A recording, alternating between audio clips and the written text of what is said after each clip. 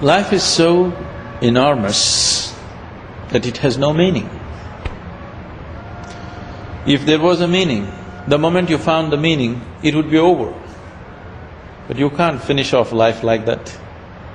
You write 1,000,000 books about it, still it is ever expanding. So there is no meaning to life. Meaning, very rudimentary minds in the world are always trying to explain life off as this or that. You can't explain it off because it contains you, it is you. Everything that you discover is just a small aspect of it. Whatever meanings you give it to, whatever definitions you give it to, are just your notions about it. Life is far beyond meaning. Life is beyond meaning. And that's why it's so beautiful.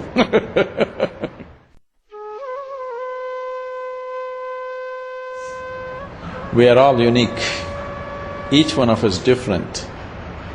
And it's so wonderful that we're different. We may spring from the same oneness of our interiority, but as human beings, as individuals, every one of us is unique. We are different, that's what is beautiful about us.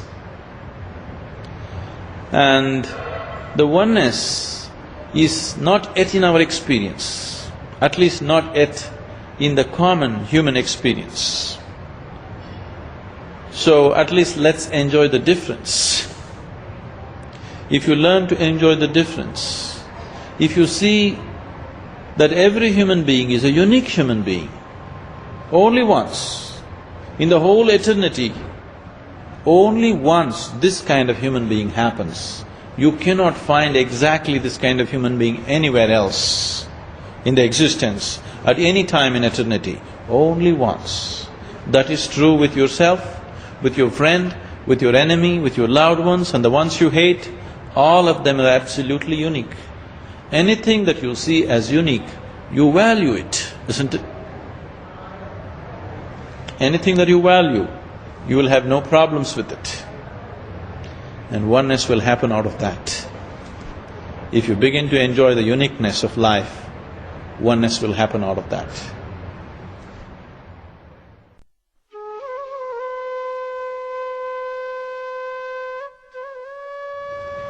The fear is simply because you are not living with life, you are living in your mind.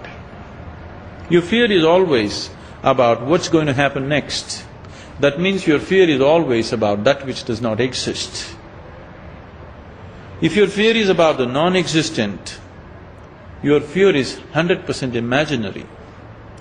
If you're suffering the non-existential, we call that insanity.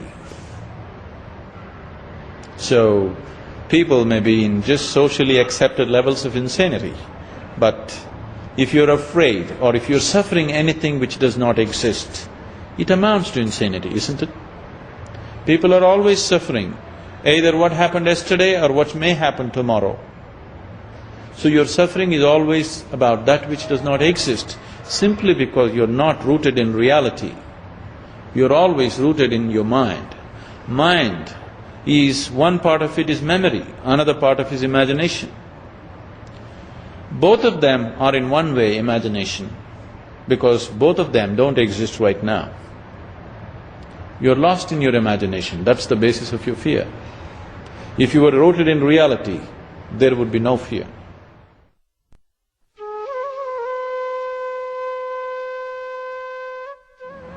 Why is there poverty and suffering in the world? See, one thing is poverty, the way we describe poverty right now, is very, dependent upon certain standards that we have set ourselves. Who is poor, who is rich is decided by certain standards that certain societies have set. 10,000 years ago, living in a cave was a luxury. If you had a good cave for yourself and something to cover yourself, it was a great life. Today we have created so many things for our well-being, So anybody who cannot afford to have that, we consider that poverty. So what's poverty in one society need not be poverty in another society. So this trying to have a world view of common sense of poverty, saying that if you earn anything less than $10 per hour, you're poor, I think is an improper way of looking at the world. I know in South India, if a man earns $2 per day, not per hour, he can live well. He can live reasonably okay. The kind of prosperity that we are talking about, our standards of prosperity are completely unrealistic and ecologically unsustainable. So this idea of poverty and prosperity needs to go through a lot of change.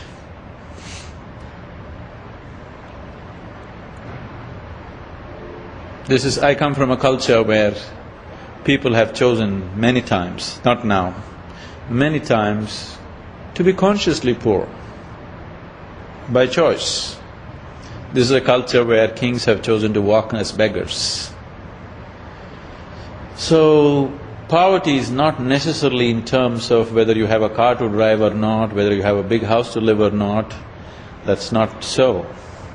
Definitely the world is poor because in spite of all this wealth, in spite of all this comfort and conveniences that science has heaped upon us, still people are living joyless, still people are living not knowing how to live. We know how to go to the Mars, but we still don't know how to live on this planet. That's definitely poverty.